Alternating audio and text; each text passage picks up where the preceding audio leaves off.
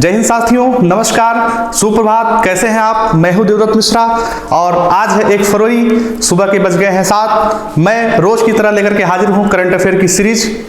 आज सीरीज शुरू करने से पहले मैं आपको देना चाहूंगा खुशखबरी।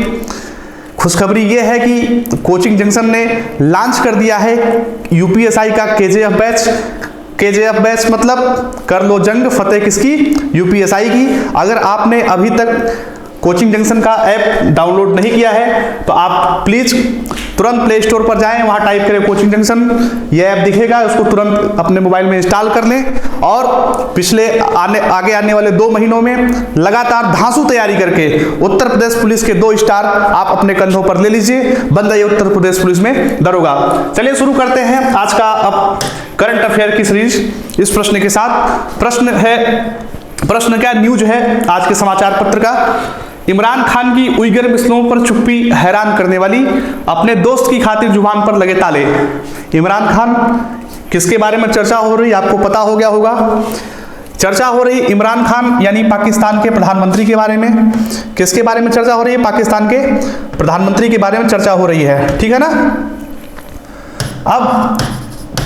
अब इस संदर्भ में सूचना क्या है? सूचना यह है कि उइगर मुस्लिमों पर चुप्पी हैरान करने वाली, ठीक।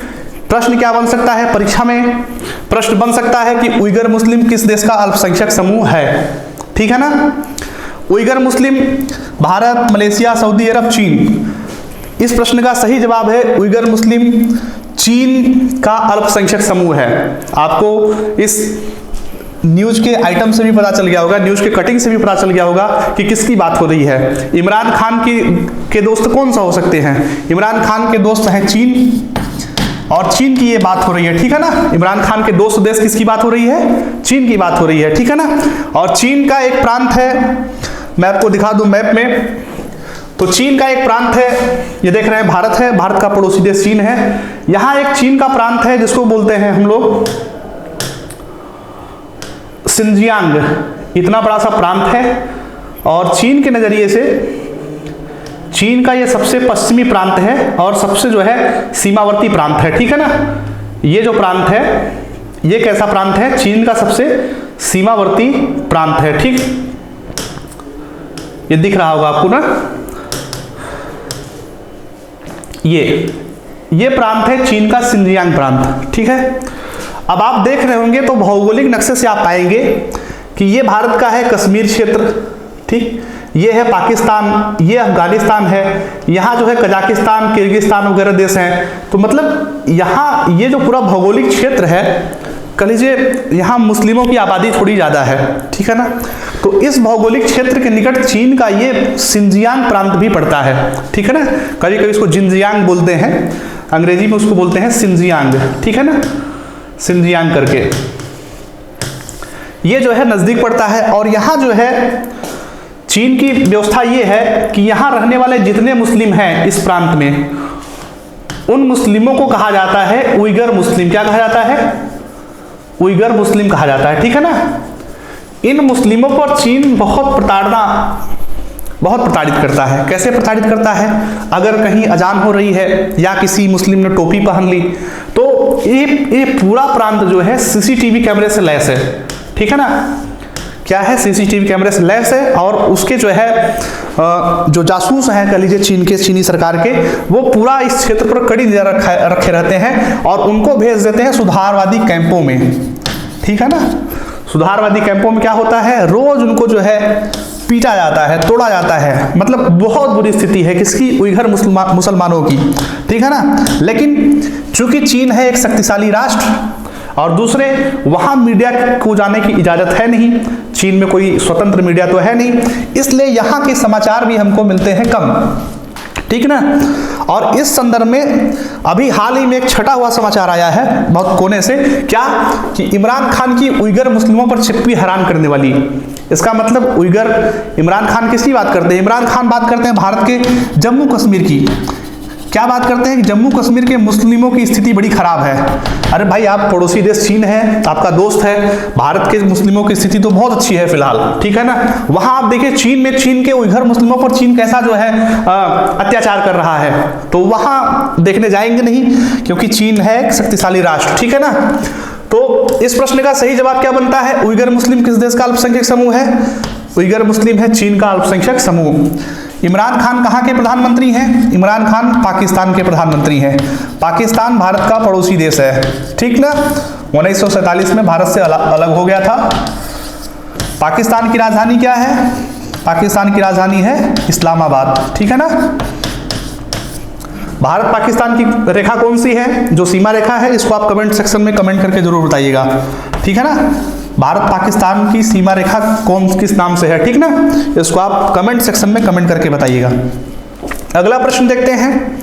अगला प्रश्न क्या है, न्यूज क्या है, उस पर प्रश्न किस प्रकार से बना है। हर्षवर्धन बोले हमने दूसरे देशों की तुलना में कोरोना से बेहतर तरीके से लड़ी जंग। अब दूसरे देशों की तुलना में आपको पता होगा कि पिछले साल जनवरी की सीजन में ही कह लीजिए चीन के हुबेई प्रांत से शुरू हुआ कोरोना का कहर पूरे देश पूरे दुनिया में छाया रहा, ठीक है ना। पूरी दुनिया कोरोना से त्राहिमाम रही। हर जगह जो है विश्व के अधिकतर राष्ट्र लॉकडाउन के शिकार रहे। उसमें उसका शिकार भारत को भी रहना पड़ा, क्योंकि वायरस था बहुत नया और बहुत खतरनाक। तो लोगों को जानकारी थी नहीं कि इस वायरस को कंट्रोल कैसे करना है। तो सबसे सुरक्षित तरीका ये माना गया कि लोग संभावित संक्रमितों के संपर्क में न आए। तो संभावित संक्रमितों के संपर्क में आने का सबसे अच्छा तरीका था कि लोग अपने अपने घरों में क्या हो जाएं, लॉकडाउन हो जाएं, ठीक है। अब हर्षवर्धन बोल रहे हैं कि भारत की जो कोरोना की जंग है वो सबसे बेहतर है। कैसे बेहतर है? एक तो अगर आप पाएंगे अमेरिका जैसा शक्तिशाली राष्ट्र भी कोरोना से जो है बुरी तरह प्रभावित रहा, और वहां प्रति 10 लाख कोरोना संक्रमितों की जो मौतें हैं वो भारत की तुलना में बहुत ज़्यादा है। मतलब कहने का मतलब ये हुआ कि अगर भारत में 10 लाख कोरोना के संक्रमित हैं तो उन कोरोना के संक्रमितों की मौत क्या हुई, भारत में अपेक्षाकृत बहुत कम हुई अमेरिकी और यूरोपीय देशों की तुलना में। तो इसलिए यह संदर्भ आया है। और प्रश्न क्या बन सकता है? तमाम तरह के कोरोना के प्रश्न बन सकते हैं। सबसे पहले तो बन सकता है कि वर्तमान स्वास्थ्य मंत्री कौन है। तो फोटो आप देख रहे होंगे, ministry of health and family welfare. तो भारत के वर्तमान केंद्रीय स्वास्थ्य मंत्री हैं डॉक्टर हर्षवर्धन। कोरोना पे और क्या प्रश्न बन सकता है? 2, 3, 4, 6 वीडियो से मैं लगातार आपको बताता चला आ रहा हूं कि पहली बात तो कोरोना की 2 वैक्सीनें भारत में जिनके प्रयोग की अनुमति मिली है वो है, एक को कोविशील्ड बोलते हैं, दूसरे को क्या बोलते हैं, कोवैक्सीन। कोविशील्ड जो है भारत में बना रही है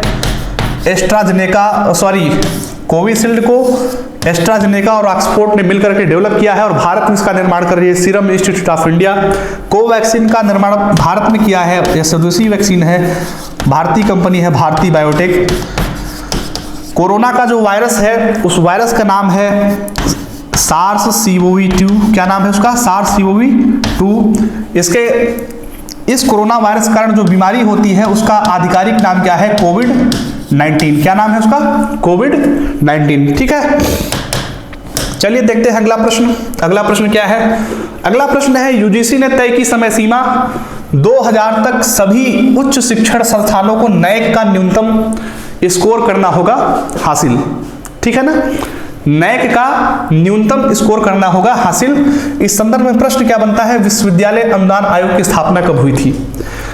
प्रश्न स्क्रीन पर है, विश्वविद्यालय अनुसंधान आयोग भी दिख रहा है, यूनिवर्सिटी ग्रांट कमीशन की एक फिगर है, ज्ञान विज्ञान विमुक्तय, ठीक है ना। ये इसका क्या है? लोगो है, ज्ञान विज्ञान विमुक्तय। तो इसमें देख रहे होंगे 4 ऑप्शन है, 1947, 1950, 1956, 1972। आप अगर इतिहास पढ़ेंगे तो आपको थोड़ा सा ध्यान आएगा कि यूजीसी शुरू में जो है यूनिवर्सिटी ग्रांट कमीशन यानी विश्वविद्यालय अनुदान आयोग 3 केंद्रीय विश्वविद्यालयों की देखरेख के लिए 1945 में ही स्थापित हो गया था। कब स्थापित हो गया था? 1945 में। अब आप कहेंगे भाई इसमें 1945 तो विकल्प में ही नहीं है, तो इस प्रश्न का मतलब क्या हुआ?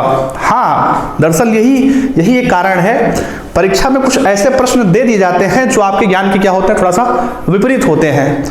आप पढ़े होंगे क्या कि 1945 में यूजीसी की स्थापना हुई और प्रश्न में 1945 है ही नहीं, तो इसका मतलब आप थोड़ा सा और गहराई में जाइए। विश्वविद्यालय अनुदान आयोग कब विधिक दर्जा प्राप्त किया, ठीक है ना, कब उसको क्या मिला, विधिक दर्जा प्राप्त होने का मतलब यह हुआ कब पार्लियामेंट के किसी एक्ट द्वारा इसको क्या मिला, इसको पहचान मिली, तो वो मिला 1956 में, ठीक है ना।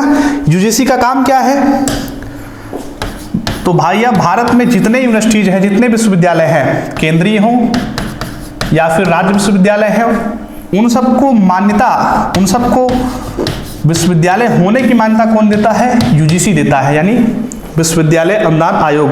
और जितनी केंद्रीय विश्वविद्यालय हैं उनको, उनके जो फंड्स के वितरण का काम है वो भी कौन देखता है, वो भी देखता है विश्वविद्यालय अनुदान आयोग। तो इसका दो काम है, एक काम है एक्रेडिशन करना, मतलब उच्च शिक्षण संस्थानों की गुणवत्ता को परखना, उनको दिशा निर्देश देना, उनकी साथ जो है मतलब उनके पाठ्यक्रम को लेकर के स्ट्रेटजी तैयार करना, रणनीति तैयार करना, दूसरा उनको फंड्स मुहैया कराना, ठीक है। और इसी यूजीसी की जो है एक स्वायत्त कह लीजिए ऑटोनॉमस इकाई है नैक, ठीक है ना, एक ऑटोनॉमस इकाई क्या है, नैक। नैक क्या देता है, नैक देता है विश्वविद्यालय और कॉलेजों को रैंकिंग। जैसे आप देखे होंगे किसी विश्वविद्यालय को क्या मिल गई, A++ रैंकिंग, A++ रैंकिंग मिल गई, किसी को क्या मिल गई, किसी को रैंकिंग मिली हुई है B। तो ये सब जो रैंकिंग है वो दिखाता है कि कौन सा विश्वविद्यालय इस यूजीसी के नैक के मानकों पर खरा उतरता है, ठीक है ना। और अभी यूजीसी ने तय किया है कि 2022 तक जितने भी उच्च शिक्षण संस्थान हैं, यानी इंटरमीडिएट से अपर लेवल के जितने भी इंस्टीट्यूट्स हैं, उन सबको नैक का न्यूनतम हासिल करना ही होगा, वरना यूजीसी क्या करेगा, उनसे डिग्री छीन लेगा। मतलब नैक की जो लोवेस्ट न्यूनतम स्कोर है किसका, गुणवत्ता का मानदंड है, उसको पूरा करना होगा, ठीक है ना। नैक का जो लोवेस्ट गुणवत्ता का मानदंड है उसको सभी उच्च शिक्षण संस्थानों को पूरा करना पड़ेगा। चलिए देखते हैं अगला प्रश्न। प्रश्न क्या है, प्रश्न है अगले साल आएगा लड़ाकू विमान तेजस का अत्याधुनिक संस्करण, यानी तेजस विमान तो ऑलरेडी प्रचलन में है, भारतीय वायुसेना के साथ जो है लगातार इससे कई स्क्वाड्रन जो है सेवाएं दे रही हैं। तो इस संदर्भ में प्रश्न बनता है तेजस का निर्माण किस कंपनी ने किया है। कई कंपनियां आपको दिख रही होंगी, सब जो है एयरक्राफ्ट मैन्युफैक्चरिंग कंपनियां हैं, सब एयरक्राफ्ट बनाती है, Dassault aviation, Hindustan aeronautics limited, Airbus, Lockheed Martin. तो सही जवाब क्या है, तेजस का निर्माण किसने किया है, हिंदुस्तान एरोनॉटिक्स लिमिटेड ने किया है। यह भारत का स्वदेशी हल्का single engine multi role fighter क्या है, वायुयान है, ठीक है ना। कौन सा, तेजस। तेजस को और एक नाम बोलते हैं लाइट कॉम्बैट एयरक्राफ्ट, ठीक है ना। लाइट कॉम्बैट कहने का मतलब थोड़ा सा अन्य वाहनों की, अन्य लड़ाकू विमानों की तुलना में क्या है, थोड़ा सा हल्का है, और इसलिए येलेसी जैसी स्थिति पर मतलब ये जो क्षेत्र है भारत चीन सीमा का, ये क्षेत्र जो है इस समय बड़ा सा थोड़ा सा तनातनी के क्षेत्र में है। तनातनी कहने का मतलब ये है कि चीन के साथ जानते हैं आप गलवान वैली में झड़प हो चुकी है, तो वहाँ अपने जितने फाइटर जेट्स हैं, जैसे राफेल हुआ, सुखोई हुआ, ये सब तो आप जानते हैं कि राफेल को जो है भारत ने फ्रांस से खरीदा है, सुखोई को भारत ने रसिया से खरीदा है। इन सब के बीच जो अपना खुद का विकसित HAL द्वारा विकसित किया हुआ तेजस है, तेजस की जो है परफॉर्मेंस बड़ी अच्छी है। उसका एक कारण है, कारण ये है कि ये जो पूरा क्षेत्र है ये समुद्र तल से काफी ऊंचा है। मतलब आप जानते होंगे ये पूरा हिमालयी क्षेत्र है, तो काफी ऊंचा है। ऊंचा होने का मतलब ये है कि यहाँ ऑक्सीजन की रहती है कमी, ठीक है ना। और भैया उड़ने के लिए क्या चाहिए, उड़ने के लिए ऑक्सीजन नहीं चाहिए, उड़ने के लिए तो केवल हवा चाहिए, कोई भी चाहिए। लेकिन अगर किसी चीज का आप जानते होंगे जलने में सहायक गैस, आपने केमिस्ट्री में पढ़ा होगा, तो जलने में सहायक गैस कौन सी है, ऑक्सीजन है। अब एयरक्राफ्ट फाइटर हैं तो उन्हें ऑक्सीजन की बहुत ज़्यादा आवश्यकता पड़ेगी, तो जितना ज़्यादा भारी एयरक्राफ्ट है उतना ज़्यादा अधिक उसको क्या आवश्यकता पड़ेगी, ऑक्सीजन लेवल की। और ऑक्सीजन लेवल वहाँ ऊंचाई पर जाने पर क्या होता जाता है, कम होता जाता है। तो हल्का वायुयान क्या है, तेजस है, तो इसको क्या चाहिए, कम ऑक्सीजन चाहिए। तो कम ऑक्सीजन में ही इसका जो है परफॉर्मेंस क्या है, बेहतर है। इसलिए भारत चीन सीमा पर लद्दाख क्षेत्र में तेजस जो है बड़े अच्छे तरीके से, मतलब इसका ऑपरेशनल कह लीजिए जो है परफॉर्मेंस बहुत बेहतर है, ठीक है। देखते हैं प्रश्न अगला क्या है, इस प्रश्न का सही जवाब आपने जान लिया। तेजस का निर्माण किसने किया है? हिंदुस्तान एरोनॉटिक्स लिमिटेड ने किया है। यह भारत की स्वदेशी कंपनी है। ठीक है, अगला प्रश्न देखते हैं। अगला प्रश्न क्या है? अगला प्रश्न है, भारतीय नौसेना ने कहा हिंद महासागर क्षेत्र में गैर कानूनी मामलों की तादाद घटी। अब हिंद महासागर क्षेत्र में गैर कानूनी मामलों की तादाद घटी। अब इस क्षेत्र में, इस संबंध में जो प्रश्न बनता है वो बनता है कि नौसेना का सूचना संलयन केंद्र को अगर अंग्रेजी में कहा जाए तो अंग्रेजी में कहते हैं इंफॉर्मेशन फ्यूजन सेंटर। ठीक है ना। प्रश्न बनता है कि नौसेना का सूचना संलयन केंद्र यानी इंफॉर्मेशन फ्यूजन सेंटर कहां स्थापित है। अच्छा, ये प्रश्न क्यों बना? क्योंकि इसकी जो एनालिसिस करनी है हिंद महासागर क्षेत्र की, किस मामलों में कि गैर कानूनी मामलों की तादाद घटी बढ़ी क्या है, इन सब का जो एनालिसिस होता है पूरे हिंद महासागर क्षेत्र का, वो कहाँ होता है? वो होता है नौसेना के इंफॉर्मेशन फ्यूजन सेंटर यानी सूचना संलयन केंद्र में। और वो कहाँ स्थापित है? वो स्थापित है भैया गुरुग्राम यानी गुड़गांव में, जिसे पहले क्या कहते थे? गुड़गांव में। ठीक है ना। हिंद महासागर क्षेत्र आप जानते हैं, ये जो पूरा क्षेत्र है, थोड़ा सा मैं और आपको दिखा दूं अच्छे से। भारत के नाम से ही हिंद महासागर का नाम पड़ा हुआ है। ये जो पूरा क्षेत्र है यहां से लेकर के यहां तक, ये पूरा क्षेत्र क्या है? ये पूरा क्षेत्र है हिंद महासागर क्षेत्र। और यह जो है विश्व का कह लीजिए सबसे महत्वपूर्ण महासागर भी है। क्यों महत्वपूर्ण महासागर है? क्योंकि भैया इधर ऑयल रिच कंट्रीज हैं, इनका मतलब कह लीजिए कि तेल वगैरह की सप्लाई होती है तो इसी रूट से होती है, या व्यापारिक यूरोप को कोई चीज पहुंचाना है, इधर से पहुंचाना है, सिंगापुर से पहुंचाना है या इंडोनेशिया से पहुंचाना है तो वो भी इसी क्षेत्र से होकर जाता है। तो ये कह लीजिए कि जो इंडियन ओशियन है, हिंद महासागर का क्षेत्र है, जलमार्ग है, वह जो है बहुत ही व्यस्त जलमार्गों से एक है और एक बहुत ही महत्वपूर्ण व्यापारिक स्थल है। तो इस क्षेत्र पर कब्जा रखना जो है या इस क्षेत्र पर पकड़ मजबूत रखना भारत के दृष्टिकोण से बहुत ही महत्वपूर्ण है, क्योंकि चीन जानते हैं, चीन ये रहे उसकी भी कोशिश रहती है कि इस क्षेत्र पर क्या किया जाए, अपना पकड़ मजबूत किया रहा जाए ताकि जो है भारत पर दबाव बनाया जा सके। ठीक है ना। तो उसके इस दबाव को काउंटर करने के लिए भारत ने जो है लगभग 18 से 20 देशों के साथ मिलकर के इंडियन ओशियन में आने जाने वाले जितने व्यापारिक जहाज हो, सैनिक जहाज हो, उन सब की सूचनाएं जो है क्या करते हैं, आपस में आदान प्रदान करते हैं। ठीक है ना। और उसका एनालिसिस किया जाता है कहाँ? भारत के गुरुग्राम सेक्टर में। ठीक ना। गुरुग्राम सेक्टर पड़ता है गुरुग्राम में। वहां क्या बनाया गया है? वहां बनाया गया है सूचना संलयन केंद्र। ठीक है ना। सूचना संलयन केंद्र जिसको बोलते हैं इंफॉर्मेशन फ्यूजन सेंटर। ठीक है ना। Information fusion centre. अगला प्रश्न देखते हैं। अगला प्रश्न क्या है, क्या बनता है अगला प्रश्न? अगला प्रश्न है, भारत का ओमान को वैक्सीन मुहैया कराना सदियों से चली आ रही दोस्ती का प्रतीक। जयशंकर डैश करने का मतलब भारत के विदेश मंत्री एस जयशंकर हैं। उन्होंने बयान क्या दिया है? उन्होंने बयान दिया है कि भारत का ओमान को वैक्सीन मुहैया कराना है। इसका कहने का मतलब यह है कि भारत की वैक्सीन ओमान में भी पहुंचाई जा चुकी है। आपको मैंने पहले ही बताया था कि भारत ने वैक्सीन मैत्री नाम से जो है एक डिप्लोमेसी लॉन्च की है, जिसमें भारत चाह रहा है कि भारत के आस पड़ोस के जितने भी देश हैं उन सबको कोरोना की वैक्सीन दे दी जाए, जिससे भारत के साथ उनके संबंध क्या हो सके, बहुत मजबूत हो सके। तो वैक्सीन मैत्री नाम से डिप्लोमेसी जारी की है।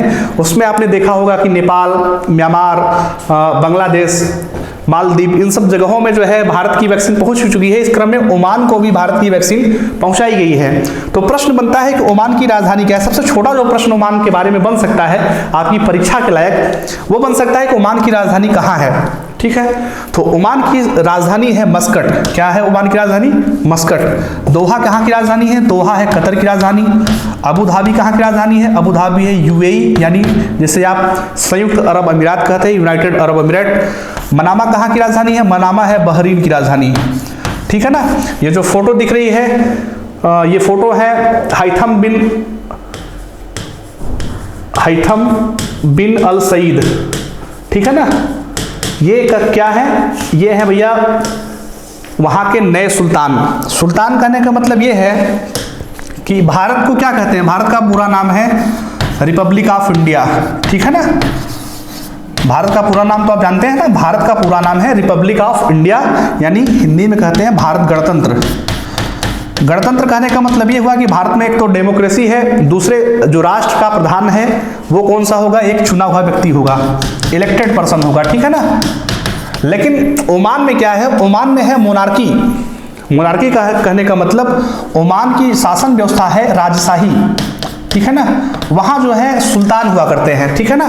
इसलिए ओमान को क्या कहते हैं, ओमान का आधिकारिक नाम है सल्तनत ऑफ ओमान। क्या नाम है, सल्तनत ऑफ ओमान, ठीक है ना। ओमान को थोड़ा सा मैप में देख लेते हैं और अच्छे तरीके से समझ लेते हैं कि ओमान भैया है कहाँ, ठीक है ना। देखते हैं मैप में, भारत का कह लीजिए कि थोड़ा सा एक्सटेंडेड नेबरहुड में पड़ता है ओमान, समझ गए ना। विस्तारित पड़ोस में अगर हम जाएं तो क्या पड़ता है, ओमान पड़ता है। अब ये देखिए, ये भारत है, आप देख रहे होंगे, ये है भारत, ठीक, ये क्या है, भारत है। भारत का ये क्या है, अरब सागर है। अरब सागर से आप इधर जाएंगे तो आप देखेंगे कि ये जो कंट्री है इसका नाम क्या है, ओमान है, ठीक है ना। भारत का कह लीजिए विस्तारित पड़ोसी है, ठीक है ना, हिंद महासागर का ही देश है। और ये क्या है, ये है ओमान। ओमान की राजधानी क्या है, ओमान की राजधानी है मस्कट। ये कौन सा सागर है, अरब सागर है। और थोड़ा सा और आपको बताना चाहेंगे, ये जो क्षेत्र है, ये जो क्षेत्र है, ये कोना सा जो आपको क्षेत्र दिख रहा है, मैं अगर आपको और जूम कर सकूं तो आप देख पाएंगे,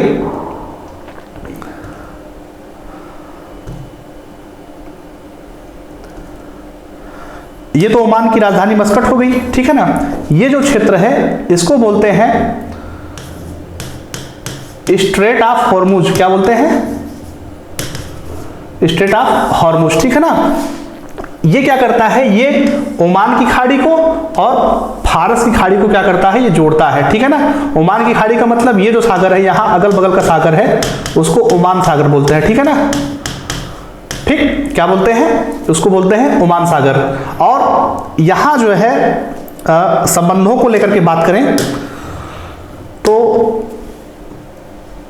मैंने आपको पहले ही बताया है कि रणनीतिक रूप से जो है ये क्षेत्र बड़ा अहम है। इसलिए अहम है क्योंकि यहीं से जो है पूरे विश्व की ऑयल सप्लाई होती है, ठीक है ना। इस ऑयल सप्लाई को नजर रखने के लिए चीन ने जो है यहां पे बनाया है, पाकिस्तान के इस जगह पे बनाया है ग्वादर बंदरगाह, ठीक है ना। चाइना का एक जगह क्या है, ये हो गया ग्वादर बंदरगाह। दूसरा, चाइना ने यहाँ एक जिबूती पड़ता है, जिबूती में एक सैन्य अड्डा बनाया हुआ है चीन ने। उन सब अड्डों को काउंटर करने की भारत ने जो है यहाँ पर, ठीक है ना, यहाँ पर भारत ने ईरान के चाबहार बंदरगाह को विकसित किया, ठीक। चाबहार बंदरगाह के साथ साथ अब आप देख रहे होंगे कि ये चूंकि ये रास्ता है बड़ा महत्वपूर्ण, तो इस रास्ते के पास पड़ने वाला ये जो देश है ओमान, भौगोलिक रूप से जो है बड़ा महत्वपूर्ण हो जाता है। तो भारत के जो है ओमान के साथ संबंध मधुर होने चाहिए, ये हर एक भारतवासी की इच्छा होगी। तो इस क्रम में भारत का जो है ओमान के साथ लगातार जो है गहरा रिश्ता बहुत प्राचीन काल से चला रहा है। लगभग स्वतंत्रता प्राप्ति के बाद से ही भारत ने ओमान के साथ मधुर रिश्तों को जो है प्राथमिकता दी है। अभी हाल ही में कह लीजिए कि भारत और ओमान दोनों की जो मैरीटाइम नेवल फोर्सेस हैं, कह लीजिए नौसेनाएं हैं, नेवल फोर्सेस हैं, वो एक एक्सरसाइज करती हैं।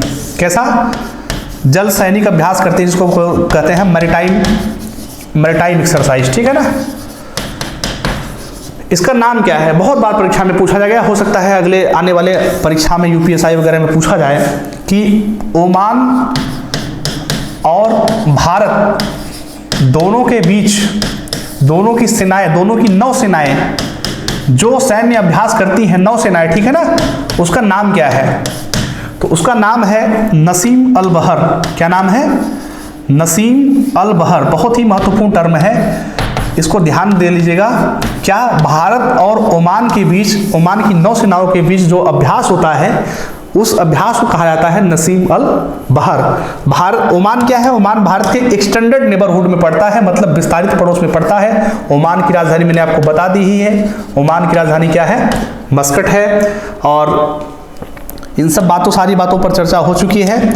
आज का ये क्रम मैं चाहूँगा यहीं पे समाप्त किया जाए और इस कार्यक्रम को अलविदा कहा जाए। एक अनुरोध फिर आपसे है कि आप इस चैनल को अगर अभी तक सब्सक्राइब नहीं किए हैं तो प्लीज़ चैनल को सब्सक्राइब कर लीजिए। और दूसरा, गूगल प्ले स्टोर पर हमारा कोचिंग जंक्शन का ऐप लॉन्च हो गया है। आप जल्दी से जल्दी इस ऐप को डाउनलोड करिए, अपने फ़ोन में इंस्टॉल करिए। और चूंकि यूपीएसआई का एक नया बैच KJF लॉन्च हो चुका है, तो उस बैच में जल्दी से आप एडमिशन लीजिए, अन्यथा हो सकता है कि उसकी फीस क्या हो जाए, जल्दी से जल्दी बढ़ जाए। ठीक है, तो इन सभी प्रश्नों के साथ, इन सभी शुभकामनाओं के साथ मैं आपसे विदा लेना चाहूँगा। बहुत बहुत धन्यवाद। नमस्कार, जय हिंद।